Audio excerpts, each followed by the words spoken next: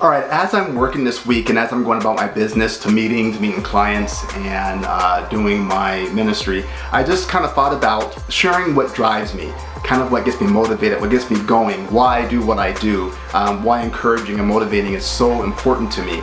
And so in order to do that, I had to realize that I want to kind of get into closing doors.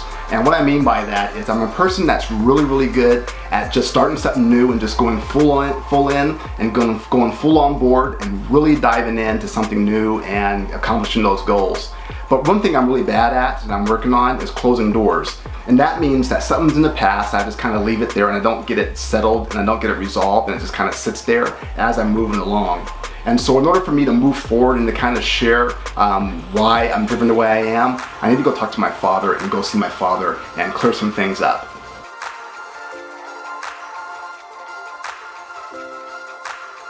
Around 2014, early 2014, I realized that my father's illness was a little bit more serious than he let on.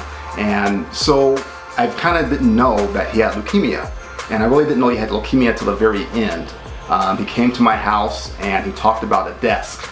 In his house downstairs he had a desk and he asked me if I wanted this desk. And I said, sure, I can take it. I think I can find room for it. And he said, yeah, because we're setting up hospice. And so at that point I knew that his illness was really serious, and then I really discovered that he had leukemia. And up to that point, he was telling me he was going to the hospital to get some medication and to check his blood count levels, but the word leukemia was never used. And so what's really sad about this is by the time he told me and set up hospice, it was probably about a week and a half before he passed away.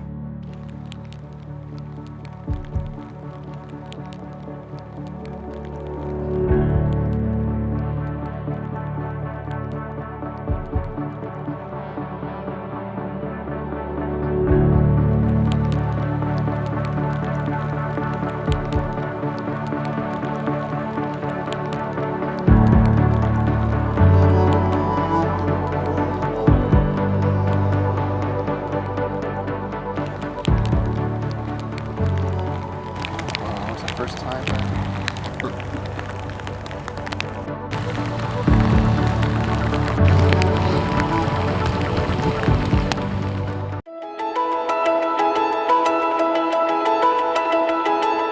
But as soon as he passed, what I soon realized as I started to really break down, as I saw him take his last breath, is I had to realize that my family needed me, that my mom needed me. And so I had to kind of close the door on any grief that I had and had to take over and get ready to prepare for his memorial and other things. And so that's one door that I never really closed. And my father has meant so much to me and done so much for me as far as advice. Just like me, he was in the ministry, he was a pastor. And so he also worked for the electric company for 35 years, worked providing for his family, retired from the electric company here in the local area, and just really inspired me to do a lot of things. And so going to visit him is very important. I mean, the day he passed away was a sad day. Then the memorial, I was able to see him being laid to rest. And then 1 year on Memorial Day, I was able to go and see him and visit him. But besides that, I haven't been there. And this is since 2014 when he passed away, and I went to visit in 2015. So it is very important for me to go and just kind of share with him what he meant to me and really close the chapter and close the door on that relationship, because he really is the one that inspired me and motivated me to move forward.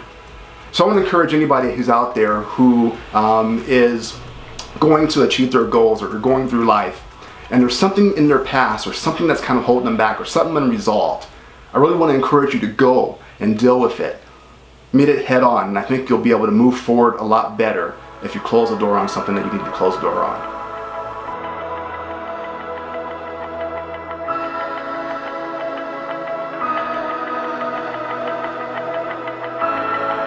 You know, one of the things that my dad would always do is he had a really good sense of humor. And so I remember as a little kid, I was sitting there and he had something he was eating that I didn't know what it was. And so I went up to him and I said, Dad, I said, what are you eating? You know, what is that? And he told me, you know what he told me? He told me it was rattlesnake. And I said, really? That's rattlesnake? You eat rattlesnake? He said, yeah, sure, it's rattlesnake.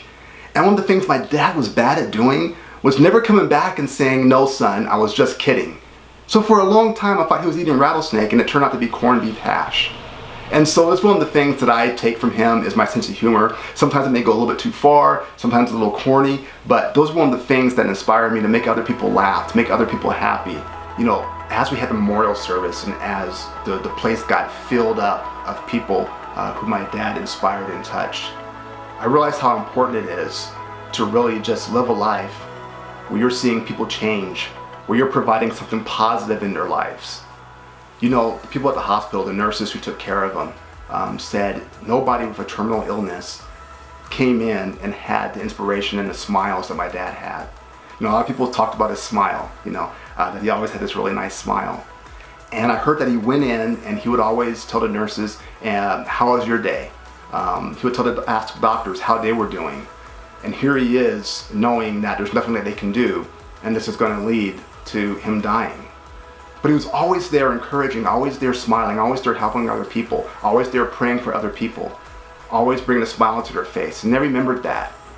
And so for me, as I go about my life, and I get energized by seeing people encouraged and motivated, and seeing people happy, and seeing people's lives change for the better. And so that's one of the main motivations and one of the main things that inspire me and get me going. And that's why I thought it was a really good idea to go see my dad and close that chapter.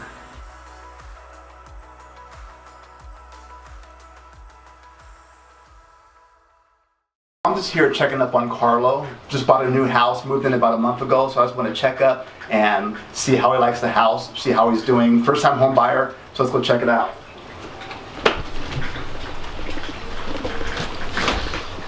Hey. Hey, how's it going? What's up? Good to see you. All right. Can we come in? Yeah, come on in. All right. Let me...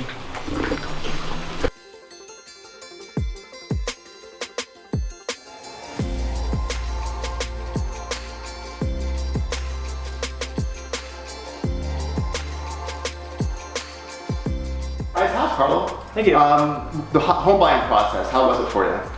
It was different at first, just understanding everything you need to get ready for buying a house, for the loan process and all the different paperwork you need and how often they needed it. Yeah, first time home buyer. Yeah. And then you go and they need everything and they keep asking for more and more stuff. Yeah, because with new houses, you know, as you go through the process and as it takes a while for them to build, they keep asking for bank statements, and I'm pretty sure, right? Yeah, I mean, I was asked for those, I think 3 times. Yeah, exactly. So people can sometimes get like annoyed that they're wondering why they keep asking for the same thing over and over again, but it's just a process that they have to do. So if there's somebody who's buying a house and it's the first time, what would you suggest for them?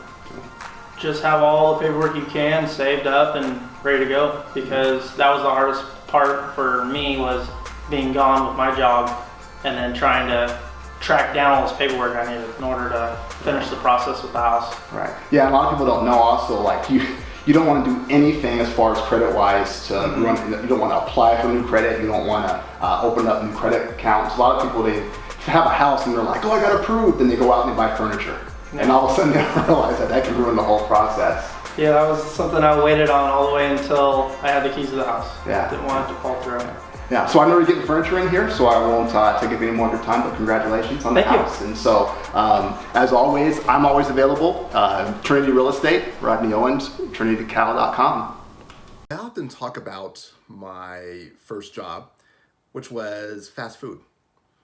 And so I often talk about how I quit, and then my father encouraged me to call back and get my job back. And my dad said, Rodney, what are you doing? Hang in there and keep working, and then if you find something else, maybe you can quit, but give it your all. So I took that advice that my dad said, and I gave it my all, and I was a really hard worker. And pretty soon I discovered that I liked seeing myself improve, and I took pride into what I did. Yes, even fast food. And so at 17, I became a shift manager, and I was taking shifts, and I was leading shifts and closing. I wasn't supposed to, because I was supposed to be 18, but they trusted me and I was a good worker, so I passed everybody else and became a shift lead. And so then after that, I soon became an assistant manager and then eventually had my own store. And as I began training, I trained people, I trained managers even to take over stores, and during that training, I found it really satisfying to see people improve, to see people get better, to see people do their best and go from one spot to the next and to improve more and more. And so from that, I discovered that that's what really drives me, that's what motivates me, is seeing people improve, seeing people like Carlo get their house, right? Their first house, and seeing the joy of that, seeing this life-changing event of owning a property and having their own house, their first house that they bought, that they own. And so that was really satisfying. And then just seeing people improve. And that's why I do what I do, all because my dad said, hang in there. And so from the podcast, from the vlogs, from everything that I do because I want to really motivate people. I want people to be encouraged. I want people to be inspired. And so I want to inspire you guys this week. And that's my whole message this week, is to inspire you guys to go out and do what you want to do, right? And strive and do your best at whatever you do. And so it doesn't matter if people make fun of you, if people talk about fast food. People make fun of fast food, right? Like, who wants to work at a fast food place, even though certain places pay their managers very well now? But it doesn't matter if people laugh at you, if people make fun of you, if people hate on you. Go do what you want to do. Strive to be the best. And that's my whole point, and that's my whole purpose, and that's what drives me in everything that I do, is I want to see you guys encouraged, motivated, and have the most successful life possible.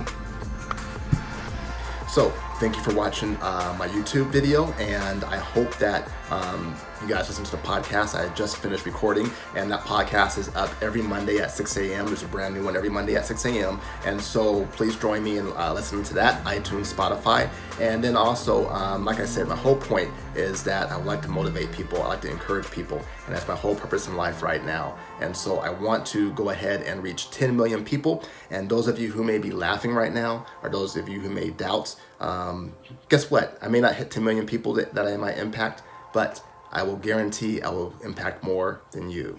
And so please like and subscribe. I hope you do. Continue to follow me on my journey, and I will see you guys in the next one.